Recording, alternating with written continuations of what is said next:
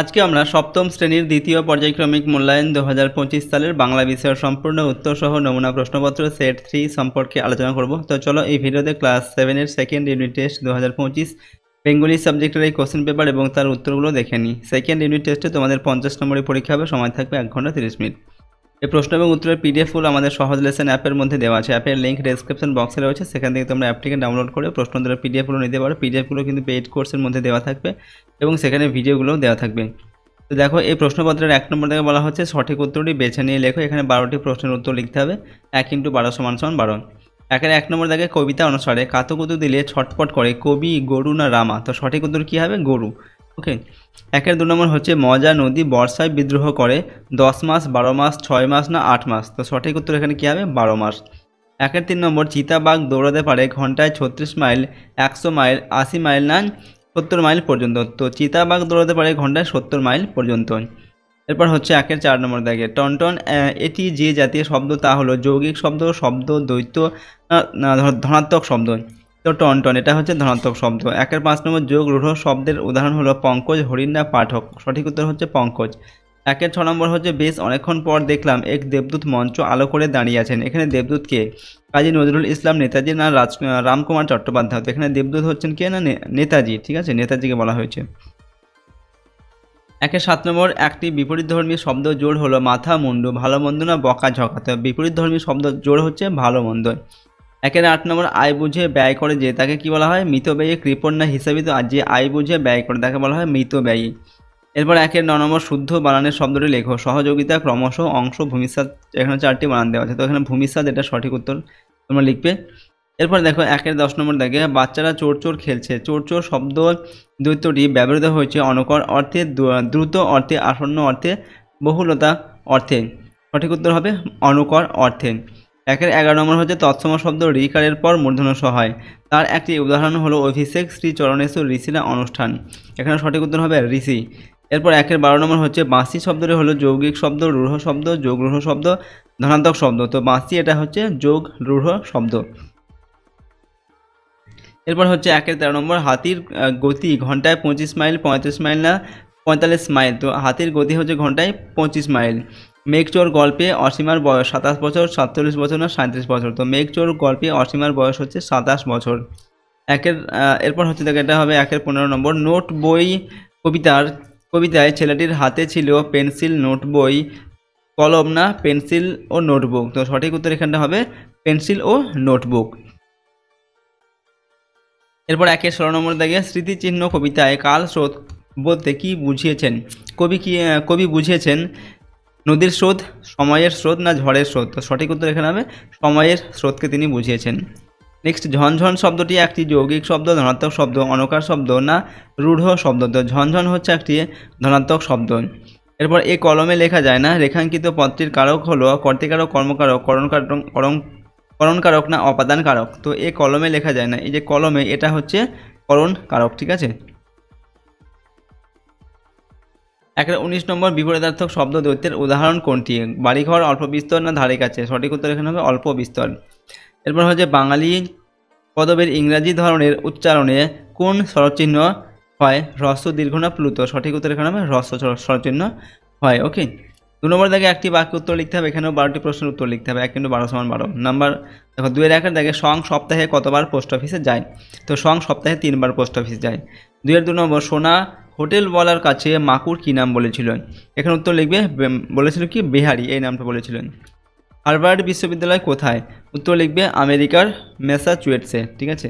এরপর হচ্ছে পুরন্দরকে মেঘচোর কে বলেছিলেন? কার্পোভর নামে একজন বিজ্ঞানী পুরন্দরকে মেঘচোর বলেছিল। 2 এর 5 নম্বর রং তুলির খুশির কারণ কি? তো অনেকদিন পর কবির ইচ্ছা হলো রং তুলি হাতে নিয়ে ছবি আঁকতে। এতদিন পর রং ও তুলিকে কবি কাজে লাগাচ্ছেন বলে ওরা এত খুশি। 2 এর 6 নম্বর ক্ষমতাবান মানুষ নিজেদের নাম কিভাবে স্মরণীয় করে রাখতে চায়? তো ক্ষমতাবান মানুষেরা নিজেদের নাম ইট, কাঠ, পাথরে খোদাই করে স্মরণীয় করে রাখতে চায়। 2 এর 7 নম্বর হচ্ছে সিলিয়া কি? তো দেখো এককোষী জীব প্যারামোসিয়াম, যার সেলের চারিদিকে ছোট ছোট চুলের মতো বহিরাংশ আছে, সেগুলিকে সিলিয়া বলে। 2 এর 8 নম্বর নোট বই কী ধরনের লেখাতে ভরা? তো নোট বই কিলবিল লেখাতে ভরা। স্মৃতিচিহ্ন কবিতাটি কি জাতীয় রচনা? তো এটা হচ্ছে মানব শিক্ষামূলক উপদেশাত্মক একটি রচনা। রবীন্দ্রনাথ জনগণমন এর যে ইংরেজি নামকরণ করেন সেটি লেখো। এখানে লিখবে the morning song of India, ঠিক আছে। এই নামকরণটা তিনি করেছিলেন জনগণমনর। এরপর 211 নম্বর, স্বর্গের শুরুয়ার নামটি কে দিয়েছিল? স্বর্গের শুরুয়ার নামটি দিয়েছিল জাদুকর। সং কেন সপ্তাহে 3 বার পোস্ট অফিসে যায়? তো সং লটারির টিকিট কাটতো, তাই লটারি জেতার খবরের কাগজে দিয়েছে কিনা তা জানার জন্য পোস্ট অফিসে যেত। 213 নম্বর, পুরন্দর চৌধুরীকে মেঘচোর বলার কারণ কি? অন্য দেশ থেকে মেঘ চুরি করে এনে পুরন্দর চৌধুরী সাহারায় বৃষ্টিপাত ঘটিয়েছিলেন, তাই তাকে মেঘচোর বলা হয়েছে। এটিপি এর পুরো কথাটি লেখো। এখানে উত্তর লিখবে অ্যাডিনোসিন ট্রাই ফসফেট, এটা হচ্ছে এটিপি এর পুরো নাম। এরপর এত কাছ থেকে দেখবো কোনোদিন ভাবিনি, লেখক কি দেখার কথা বলেছেন? দেখো, লেখক নেতাজি ও কাজী নজরুল ইসলামকে এত কাছ থেকে দেখবেন তা কোনোদিন ভাবেননি। 216 নম্বর হচ্ছে, নোট বই কবিতায় কোন কোন পতঙ্গের উল্লেখ আছে? তো ফড়িং ও আরশোলার কথা উল্লেখ আছে নোট বই কবিতায়। চিরদিনের কবিতার কবি কে? তো দেখো, সুকান্ত ভট্টাচার্য হচ্ছেন চিরদিনের কবিতার কবি। এরপর হচ্ছে, কৃষক বধূরা কিভাবে ঢেঁকি চালায়? তো কৃষক বধূরা পা নাচিয়ে ঢেঁকি চালায়। এরপর হচ্ছে, মাকু গল্পটি কার লেখা? এখানে উত্তর লিখবে মাকু গল্পটি লীলা মজুমদারের লেখা। পরের প্রশ্ন, বেহারি আসলে কার নাম ছিল? তো বেহারি আসলে মাকুর নাম ছিল। 3 নম্বর থেকে কম বেশি 8টি বাক্যে উত্তর দাও, যে কোনো দুটি। 3 × 2 = 6। প্রথম হচ্ছে 3-1 নম্বর দাগে, জনগণমনকে জাতীয় সঙ্গীত রূপে গ্রহণ করতে বিরোধিতা হয়েছিল কেন? রবীন্দ্রনাথের ব্যাখ্যায় সেই বিরোধিতার অবসান কিভাবে ঘটেছিল? এখানে দেখো, জনগণমন গানটিকে ভারতের জাতীয় সঙ্গীত রূপে গ্রহণের প্রস্তাব নেওয়া হলে রবীন্দ্রনাথের বিরোধীগণ প্রচার করেন যে এই গানটি রবীন্দ্রনাথ সম্রাট পঞ্চম জর্জের ভারত আগমন উপলক্ষে রচনা করেছেন। একজন ব্রিটিশ শাসকের উদ্দেশ্যে লেখা গান জাতীয় সঙ্গীত রূপে গ্রহণ করা উচিত কিনা এই নিয়ে বিরোধিতা হয়। বিশ্বভারতীর প্রাক্তন ছাত্র পুলিন বিহারী সেনের এক চিঠির জবাবে 1937 সালে রবীন্দ্রনাথ জনগণমন গানটি রচনার উপলক্ষ ব্যাখ্যা করেন। তিনি বলেন, ভারত সম্রাট পঞ্চম জর্জের আগমন উপলক্ষে তার এক বন্ধু সম্রাটের জয়গান রচনার জন্য তাকে অনুরোধ জানান। তা শুনে বিস্মিত কবির মনে এক ক্ষোভের সঞ্চার হয়। এরই প্রতিক্রিয়ায় কবি তার জনগণমন গানটি রচনা করেন এবং সেই গানে ভারত ভাগ্য বিধাতার জয়গান করেন। কবির এই ব্যাখ্যায় জনগণমন গানটি নিয়ে বিরোধিতার অবসান ঘটে। 3-2 নম্বর হচ্ছে, পুরন্দরের মুখটা হাঁ হয়ে গেল কেন?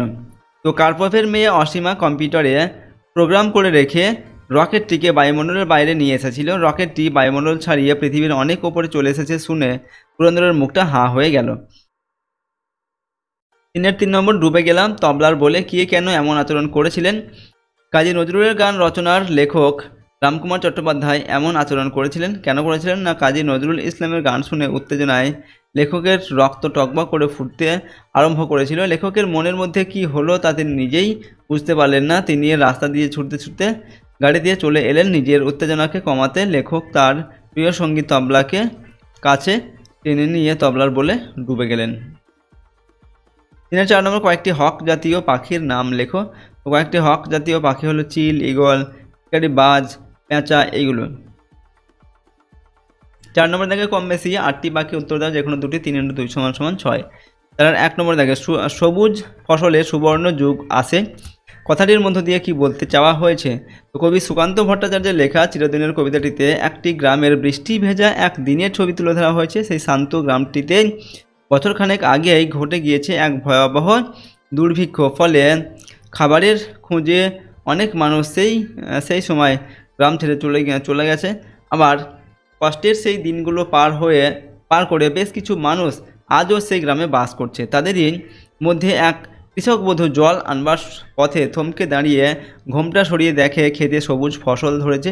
সবুজ ফসল ফলার অর্থই হলো দুর্ভিক্ষের অভিশাপ থেকে মুক্তি পাওয়া। কবির বিশ্বাস, ফসল ভালো হওয়ায় গ্রাম থেকে দুর্ভিক্ষ দূর হবে, মানুষ খেয়ে পড়ে ভালোভাবে বাঁচতে পারবে। তাই সেই সময়টিকে কবি সুবর্ণ যুগ বা ভালো সময় বলে মনে করেছেন। 2 নম্বর, কাল স্রোতে ধৌত নাম নিত্য সমুজ্জ্বল। কাল স্রোতে কাদের নাম ধুয়ে যায়, সেই স্রোত কাদের স্মৃতি গ্রাস করতে পারে না। তো সেই সব মানুষের দল যারা ইট কাঠের সৌধ তৈরি করে নিজেদের নাম বিশাল অক্ষরে চিরদিন ধরে রাখতে চায়, তাদের নাম কালস্রোতে ধুয়ে যায়। আর যারা মানুষের হৃদয়ে অধিকার করে রয়েছে, মানুষের মনের মাঝে যাদের আসন পাতা কালস্রোত, সেই সমস্ত মানুষদের স্মৃতি গ্রাস করতে পারে না, মনের মণিকোঠায় চিরদিন তারা থেকে যান। তাহলে 3 নম্বর, মানুষ কিভাবে নিজের স্মৃতি চিহ্ন ধরে রাখতে পারে। তো মানুষের স্মরণীয় হয়ে থাকার শ্রেষ্ঠ পন্থাটি হলো মানুষের জন্য কাজ করা। মানুষের মধ্যে মিশে যদি তাদের দুঃখ দূর করা যায় ও তাদের মুখে হাসি ফোটানো যায়, তবেই মানুষ তাকে স্মরণীয় করে রাখে। নিজের কর্ম, ত্যাগ ও ভালোবাসার দ্বারাই মানুষের মনে চিরস্মরণীয় হয়ে থাকা যায়। এভাবেই মানুষ নিজের স্মৃতিচিহ্ন ধরে রাখতে পারে। 4 নম্বর, চিরদিনের কবিতায় বাংলার পল্লী প্রকৃতির যে বর্ণনা আছে তা নিজের ভাষায় সংক্ষেপে লেখো। তো কবি সুকান্ত ভট্টাচার্যের লেখা চিরদিনের কবিতাটিতে একটি বৃষ্টিমুখর লাজুক গ্রামের পল্লী প্রকৃতির চিত্র দেখা যায়। সেই গ্রামের পাশে আছে এক মজা নদী, দূরে রয়েছে বাঁশঝাড়, গ্রামের মাঝে জোড়া দিঘি, পাশে তালের সারি। বর্ষায় চারিদিকে নতুন সবুজ গাছ জন্মায়। সকালে পাখির ডাকে দিন ঘোষিত হয়। বছরের নানা সময় নতুন শস্যে চারিদিক ভরে ওঠে। সন্ধ্যাবেলায় চাষিরা ঘরে ফেরে, রাত্রে ঠাকুমার নাতনিকে গল্প শোনান। সকাল হলেই সবাই যে যার কাজে যোগ দেয়। 5 নম্বর থেকে নিচের যে কোনো দুটি প্রশ্নের উত্তর লিখতে হবে। এখানেও প্রশ্নের মান 3 নম্বর করে 3 দুগুণে 6 নম্বর দেওয়া আছে। 5-এর 1 দেখে বাঘ ধরার বড় ফাঁদ কীরকম দেখতে। তো জঙ্গলে ফাঁদ পাতার কয়েকটি পুরনো গর্ত আছে, সেইগুলি বাঘ ধরার ফাঁদ না শুয়োর ধরার তা বলা যায় না। ফাঁদগুলি বহুদিনের পুরনো, মাটিতে 2 মানুষ গভীর গর্ত, তার ওপরটা লতাপাতাতে ঢেকে গিয়ে বুঝে গেছে, কিন্তু তার ওপর একবার পা পড়লে লোকজন বা জন্তু জানোয়ার তার ভিতরে গিয়ে পড়বে। তাই হোটেলওয়ালা সেখানে একটা বাঁশের খুঁটি পুঁতে রেখেছে, যাতে লোকজন দেখতে পেয়ে সাবধান হয়। 5-এর 2 নম্বর, হোটেল বলে হোটেল সে এক এলাহি ব্যাপার। বনের মধ্যে এই হোটেল কে চালাতো, তার কীর্তিকলাপের সংক্ষিপ্ত পরিচয় দাও। বনের মধ্যে নোটো অধিকারী ওরফে মালিক এই হোটেল চালাতো। সে ছিল সার্কাস দলের অধিকারী। অনেক লোকের পয়সা নিয়ে সে হাওয়া হয়ে গিয়েছিল। তারপর সে হোটেলওয়ালার ছদ্মবেশে বনে থাকতো। সেখানে একটা বিরাট বটগাছের তলায় ছিল তার হোটেল।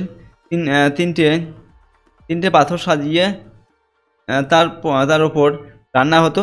গাছের ডাল থেকে বড় লণ্ঠন ঝুলতো। গুঁড়ির ওপরে কাঁচা কাঠ পেতে লোকের টেবিল বানিয়ে খেতে বসতো। সে একটা খুব সুন্দর শুরুয়া রাঁধত, যার মূল ছিল তার নিজের মাথার নকল চুলদাড়ি গোঁফ। এইভাবে সে পয়সা জমাচ্ছিল তার দেনা মিটিয়ে আবার সার্কাসের দল চালু করার জন্য। 5-এর 3 নম্বর হচ্ছে হোটেলওয়ালা সোনা ও টিয়াকে কী কাজ করতে এবং কিভাবে করতে বলেছিল। তো হোটেলওয়ালা সোনা ও টিয়াকে খাবার জায়গা করা, বাটি ধুয়ে দেওয়া আর ঝাড়পাট দেওয়ার কাজ করতে বলেছিল, আর গাছের ঘরে থাকতে এবং গাছের ধারে ছোট ঝর্ণায় চান ও কাপড় কাচা ও বাসন ধুতে বলেছিল। এর জন্য কোনো পয়সা করে যে লাগবে না, সেটাও সে বলেছিল। 5-এর 4 নম্বর, সার্কাসের লোকেদের জঙ্গলে থাকতে হয়েছিল কেন।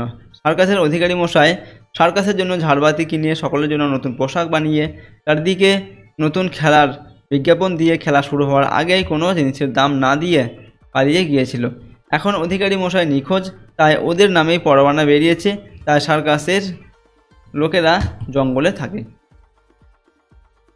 নম্বর থেকে নিচের যে কোনো একটি বিষয়ে প্রবন্ধ রচনা করো। প্রশ্নের মান 8 নম্বর। 8 নম্বর দেওয়া হচ্ছে। 6-এর 1 দেখে পরিবেশ রক্ষায় ছাত্রছাত্রী। 2 নম্বর হচ্ছে বর্ষাকাল এবং 6-এর 3 নম্বর রবীন্দ্রনাথ ঠাকুর। ঠিক আছে, তো পরিবেশ রক্ষায় ছাত্রছাত্রী কীভাবে লিখবে প্রবন্ধ রচনাটা। প্রথমে লিখছি ভূমিকা। আমরা যেখানে বাস করি তার পারিপার্শ্বিক পরিমণ্ডলকে বলা হয় পরিবেশ। আমাদের সুস্থভাবে বেঁচে থাকার জন্য চাই উৎকৃষ্ট পরিবেশ। স্বাস্থ্যোজ্জ্বল পরমায়ুর জন্য সুস্থ পরিবেশের বড় প্রয়োজন। পরিবেশ রক্ষায় ছাত্রছাত্রীর ভূমিকা।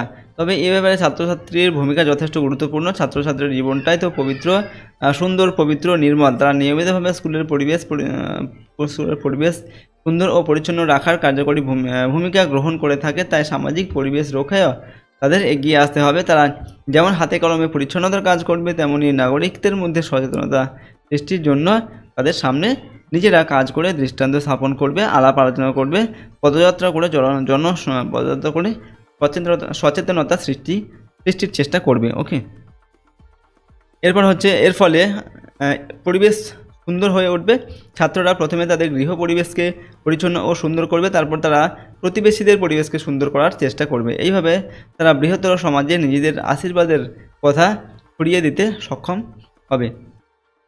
ফলে সমাজের সবচেয়ে সচেতন অংশ যে ছাত্র সমাজ, তাদের আচার আচরণ দেখে মানুষের মধ্যে সচেতনতা বৃদ্ধি পাবে। উপসংহারে আমরা কি লিখব? সুস্থ পরিবেশে মানুষের জীবনের যথার্থ বিকাশ ঘটে, আর সেই পরিবেশই যদি দূষিত হয়ে পড়ে তবে মানুষের তথা জীবকুলের স্বাভাবিক কাজগুলি নানা কারণে বন্ধ হয়ে যায়। এই দূষণের প্রভাব বর্তমান প্রজন্মে সীমাবদ্ধ থাকে না, এর প্রভাব সুদূর প্রসারী। তাই পরিবেশকে দূষণমুক্ত করতে মানবজাতির তথা ছাত্র সমাজের সম্মিলিত অবদান প্রয়োজন। এরপর দেখো আমরা বর্ষাকাল সম্পর্কে একটা রচনা লিখছি। প্রথমে হচ্ছে ভূমিকা দিচ্ছি। বাংলার 6টি ঋতুর মধ্যে বর্ষা সম্পূর্ণ ভিন্ন ধরনের। বর্ষাকালে মুষলধারে বৃষ্টির কারণে প্রাকৃতিক দৃশ্যের পরিবর্তন হয়। বাংলা মাস হিসেবে আষাঢ় ও শ্রাবণ 2 মাস বর্ষাকাল। বর্ষার আগমন। গ্রীষ্মের প্রচণ্ড উত্তাপের পর অতি ভৈরব হর্ষে নতুন বর্ষার আগমন। বর্ষা বাংলাদেশের আকাশ ও মাটিতে রং ও রসের অফুরন্ত উপহার নিয়ে আসে। কৃষিতে বর্ষার প্রভাব। বর্ষাকাল কৃষি ও কৃষকদের জন্য একটি ভালো সময়। কৃষিকাজে প্রচুর জলের প্রয়োজন হয়। বর্ষাকালে কৃষক জমি চাষে ব্যস্ত হয়ে পড়ে। বাঙালির প্রধান খাদ্যশস্য ধান চাষের উপযুক্ত সময় হচ্ছে বর্ষাকাল। বর্ষার উপকারিতা। বর্ষা প্রধানত এই কৃষি প্রধান দেশে আশ্বাসের বার্তা নিয়ে আসে। এদেশে চাষাবাদ ও ফলন নির্ভর করে বর্ষার বৃষ্টির উপরে। স্বাভাবিক বর্ষায় উর্বর মাটিতে ফসলও হয় আশ্চর্যজনক। এ সময় বিভিন্ন শাকসবজি ও ফল পাওয়া যায়। বর্ষার প্রতিকূলতা। বর্ষাকালে মানুষের দুর্ভোগ বাড়ে। ভারী বর্ষণে ফসলের ক্ষতি হয়। কয়েকদিন বৃষ্টি হলে নদী ও অন্যান্য জলাশয় ভরে যায় এবং বন্যায় পরিণত হয়। এতে ঘরবাড়ি, ফসল, গবাদি পশু ভেসে যায়। গ্রামের মাটির ঘর ভেঙে যায়। এগুলো হচ্ছে বর্ষার প্রতিকূলতা। উপসংহারে আমরা লিখছি, আমাদের কৃষি ও গ্রামীণ জীবিকা বিশেষ করে বর্ষার উপর নির্ভরশীল। তাই কিছু অসুবিধা সত্ত্বেও বর্ষা আমাদের জন্য আশীর্বাদ। এরপর রবীন্দ্রনাথ ঠাকুর সম্পর্কে আমরা একটি রচনা লিখছি। কলকাতার জোড়াসাঁকোর ঠাকুর পরিবারে রবীন্দ্রনাথ ঠাকুর জন্মগ্রহণ করেন 1861 খ্রিস্টাব্দে 7 মে। তার বাবার নাম মহর্ষি দেবেন্দ্রনাথ ঠাকুর ও মায়ের নাম সারদা দেবী। বাল্যকালে রবীন্দ্রনাথ ওরিয়েন্টাল সেমিনারি ও নর্মাল স্কুলে কিছুদিন লেখাপড়া করেছিলেন। স্কুলের পড়াশোনা তার ভালো না লাগায় স্কুল ছেড়ে দিয়ে বাড়িতে মন দিয়ে লেখাপড়া করতে থাকেন। উচ্চশিক্ষার জন্য তাকে বিলেতেও পাঠানো হয়েছিল, কিন্তু সেখানেও তার মন টেকেনি। তিনি দেশে ফিরে এসে কবিতা, গল্প, গান, নাটক লেখা শুরু করেন। রবীন্দ্রনাথ অজস্র গান, কবিতা লিখেছেন অনেকগুলি নাটক, উপন্যাস ও গল্প। 1913 খ্রিস্টাব্দের ইংরেজিতে গীতাঞ্জলি কাব্যগ্রন্থের জন্য রবীন্দ্রনাথ নোবেল পুরস্কার লাভ করেন। 1941 খ্রিস্টাব্দের 7 আগস্ট তারিখে 1348 সাল 22শে শ্রাবণ রবীন্দ্রনাথের মৃত্যু হয়। ওকে, তো নেক্সট দেখো তোমাদের অথবাদি এখানে বলা হচ্ছে বিদ্যালয়ে অনুপস্থিতিজনিত ছুটি মঞ্জুরের আবেদন করে প্রধান শিক্ষককে চিঠি লেখো বা পত্র লেখো। ঠিক আছে, তো তোমাদের কোনো স্কুলে কিন্তু রচনার বদলে চিঠিও দেওয়া হতে পারে, তাই তোমরা এই চিঠিগুলো, দুটো চিঠি এখানে আমরা দিয়েছি, সেগুলো তোমরা দেখে নাও। ঠিক আছে, কীভাবে লিখবে দেখো। এখানে বলা হচ্ছে তোমায় অসুস্থ ছিলে, স্কুলে যেতে পারোনি, তার জন্য কিন্তু তোমাকে প্রধান শিক্ষক বা শিক্ষিকাকে একটি পত্র লিখতে হবে। ঠিক আছে, কীভাবে লিখবে? মাননীয় প্রধান শিক্ষক মহাশয়, শিক্ষিকা হলে কি লিখবে? শিক্ষিকা মহাশয়া। তারপর নিজের স্কুলের নাম লিখবে, স্কুলের ঠিকানা পুরোটা লিখবে, তারপর এখানে তারিখ লিখবে। ঠিক আছে, দেখো বিষয় হচ্ছে অসুস্থতা জনিত কারণে ছুটি মঞ্জুরের আবেদন। ঠিক আছে, এখানে অসুস্থতা বা যদি তোমাকে অন্য কারণ এখানে দেওয়া হয়ে থাকে তাহলে তোমরা সেটাই লিখবে। যেমন যদি বিয়ে উপলক্ষে বা অন্য যে কোনো কারণটা যদি দেওয়া থাকে তাহলে তোমরা কিন্তু এখানে সেটা লিখবে। ঠিক আছে, এরপর দেখো আমরা কি লিখছি, মহাশয় অথবা মহাশয়া, আমার বিনীত নিবেদন এই যে আমি শ্রী, এখানে নিজের নামটা লিখবে। তারপর হচ্ছে আপনার বিদ্যালয়ে 7ম শ্রেণীর একজন ছাত্রী হলে লিখবে ছাত্রী। ঠিক আছে, রোল নম্বর এখানে লিখবি এবং গত 3 আগস্ট থেকে 7 আগস্ট পর্যন্ত এখানে আমরা একটা ডেট দিয়েছি, ডেটটা তোমরা পরিবর্তন করে দেবে। এই পর্যন্ত প্রবল জ্বরে আক্রান্ত হওয়ার কারণে আমি বিদ্যালয়ে অনুপস্থিত ছিলাম। ঠিক আছে, অর্থাৎ বিদ্যালয়ে উপস্থিত থাকতে পারিনি আর কি। সুতরাং উক্ত 5 দিন ছুটি মঞ্জুর করে আমাকে বিদ্যালয়ে নিয়মিত ক্লাস করার অনুমতি দিলে কৃতজ্ঞ থাকবো। এইভাবে লিখলাম আমরা সংক্ষেপে। ইতি আপনার একান্ত অনগত ছাত্র, ছাত্রী হলে লিখবে ছাত্রী, তারপর নিজের পুরো নামটা এখানটায় লিখবে। ওকে, এবং বাঁ দিকে পারলে এখানে তোমার কিন্তু নিজের যে ঠিকানা সেটা কিন্তু এখানে লিখে দেবে। ওকে, এইভাবে তোমরা এই পত্রটিকে লিখবে। এরপর এখানে বলা হচ্ছে অথবা বিদ্যালয়ে 15ই আগস্ট দিনটি কীভাবে উদযাপন করলে তা জানিয়ে বন্ধুকে চিঠি লেখো। ওকে, তো এটা কীভাবে লিখবে দেখো, এখানে প্রথমে নিজের ঠিকানা আর তারিখ লিখবে, এখানটায় নিজের ঠিকানা আর তারিখটা এখানে লিখবে খাতার ডান দিকে। তারপর লেখার পর প্রিয় বন্ধু লিখে প্রিয় বন্ধুর নিজের বন্ধুর নামটা লিখবে। প্রথমে তোর জন্য রইল আমার আন্তরিক শুভেচ্ছা ও ভালোবাসা। আজকে এখানে একটা দাঁড়িয়ে দেবে, ঠিক আছে। আজকে আমি এবছর আমাদের বিদ্যালয়ে 15ই আগস্ট দিনটিকে কীভাবে উদযাপন করা হলো, ওকে, সে সম্পর্কে বলবো। আমরা সকলেই সকাল থেকে ফুলের মালা, তারপর পতাকা নিয়ে এবং রং বেরঙের পোশাক পরে স্কুলে হাজির হয়ে গেলাম। তারপর আমাদের স্কুলের শিক্ষক শিক্ষিকারাও একে একে সকলে আসলেন। প্রথমে আমরা সকলে মিলে জাতীয় সঙ্গীত গাইলাম, তারপর প্রধান শিক্ষক মহাশয় পতাকা উত্তোলন করলেন। সবশেষে সমস্ত ছাত্রছাত্রীকে চকলেট ও বিস্কুট বিতরণ করা হলো। এইভাবে আমরা লিখলাম। এরপর ইতি তোর বন্ধু, নিজের বন্ধুর নামটা এখানে ইতি, এই যে লেখাটা এখানে তোমরা এই জায়গায় লিখবে, এটা লেখাটা এখানে চলে এসছে, তোমরা এখানটা লিখবে। ইতি তোর বন্ধু, নিজের নামটা লিখবে, ঠিক আছে। সম্পূর্ণ নাম লেখা দরকার, শুধুমাত্র প্রথম নামটুকু লিখবে। তারপর এখানে নিজের যে বন্ধুর যে ঠিকানা, বন্ধুর পুরো ঠিকানা এবং তারিখ লিখবে এই জায়গাটা, ঠিক আছে, বাঁ দিকে। তো এরকম করে তোমরা এই পত্রটিকে লিখবে। তো দেখো, আজকে আমরা তোমাদের ক্লাস 7-এর সেকেন্ড ইউনিট টেস্ট 2025 বাংলা বিষয়ে সম্পূর্ণ উত্তর সহ একটি কোশ্চেন পেপার সম্পর্কে আলোচনা করলাম। প্রশ্নোত্তরগুলো অবশ্যই তোমরা ভালোভাবে মুখস্থ করে নিয়ে প্র্যাকটিস করবে এবং তোমাদের সিলেবাসের মধ্যে যে গল্প কবিতা রয়েছে সেগুলো কিন্তু তোমরা ভালোভাবে পড়ে নেবে। আর এই প্রশ্নোত্তরের পিডিএফগুলো আমাদের সহজ লেসন অ্যাপের মধ্যে থাকবে। অ্যাপের লিঙ্ক ডেসক্রিপশন বক্সে রয়েছে, সেখান থেকে তোমরা অ্যাপটিকে ডাউনলোড করে প্রশ্নোত্তরের পিডিএফগুলো নিতে পারো। পিডিএফগুলো পেড কোর্সের মধ্যে দেওয়া থাকবে। ওকে, সেখান থেকে তোমরা এগুলোকে পিডিএফগুলোকে ডাউনলোড করে নিতে পারবে এবং তার পাশে ভিডিওগুলোও কিন্তু দেওয়া থাকবে। আর তোমরা যদি আমাদের চ্যানেল নতুন হয়ে থাকো, চ্যানেলটিকে প্লিজ সাবস্ক্রাইব করবে, বেল আইকনে প্রেস করে অল অপশানটিকে সিলেক্ট করে রাখবে পরবর্তী ভিডিওগুলি পাওয়ার জন্য। ভিডিওটিতে অবশ্যই লাইক করবে, ভিডিওটিকে বন্ধু বান্ধবের সঙ্গে শেয়ার করবে, কমেন্ট বক্সে তোমাদের যে মতামত সেগুলো লিখে জানাবে। ওকে, তো চলো আজকে আমরা ভিডিওটিকে এখানে শেষ করছি। সম্পূর্ণ ভিডিওটি দেখার জন্য অসংখ্য ধন্যবাদ।